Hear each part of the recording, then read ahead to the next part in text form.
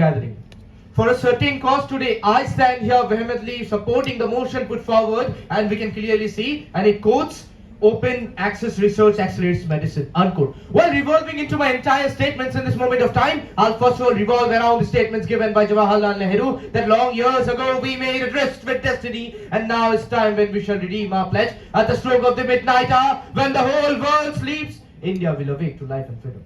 But while we know that India was awake to life and freedom, on a very important issue which we faced in the entire Republic of India was medicine and the healthcare sector. And while we have clearly seen the open access research have actually accelerated the use of medicine. And here I bring to my continuity point of the SRDC versus the Union of India in 1995, where the Supreme Court of India clearly held under the Article 21 of the Indian Constitution that it is the open access research which actually develops the India. And while we also revolved on a very important concept given by the Supreme Court of India in multiple factor, but before that, stating that factor, I believe I have a coin in my hand.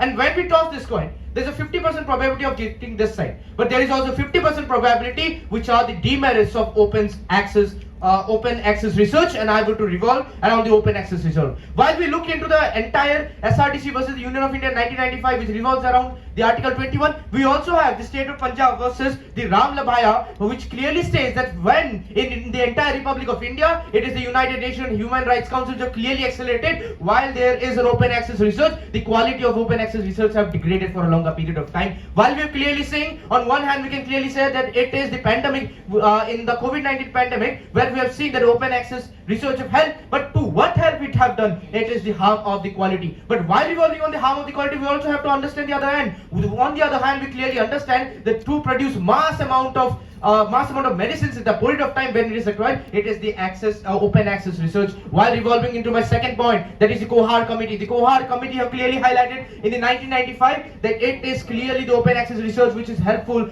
to preserve the national integrity of the society, and it is the healthcare of the Republic of India which has stayed in the longer period of time, and without that help we could not resolve around and fight. And though there are multiple petitions which have been signed, we also have to understand multiple sectors which have been coming from the Kashmir Committee of 2020. We have clearly seen that though it have resolved around the open demerits of open access research, but we have also seen the merits which have been highlighted. Even the resolution of the United Nations Security Council in 1919 and the 1918, it clearly highlights that majority of the open access research have actually developed the entire world. Even if we move towards the ECOSOC, that is the Economic and Social Council of the United Nations, in the working paper 17/1/AA68, it clearly highlights in the pointer B/1 that it is the United Nations. Just because of the open access research, it has solved multiple pandemics going on in the region of Somalia. It has solved multiple resolutions going on in the entire statement of the Republic of Korea. And finally, respecting the constraint of time, I would like to end my list of arguments. And after hearing all the statements, still multiple members